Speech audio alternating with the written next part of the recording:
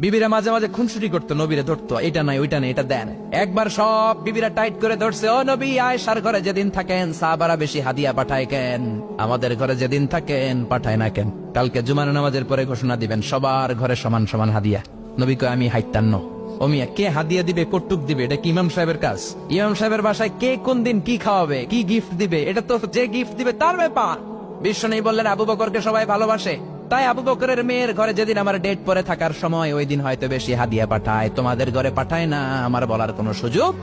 বিবিরা কয়, না আপনারে বলতেই হবে। নবী কয়, আমি পারবো না। বিবিরা কয়, পারবেন। ইন দ্য মিন টাইম দরজার পার থেকে কে যেন সালাম দিল, আসসালামু আলাইকুম ওয়া রাহমাতুল্লাহ।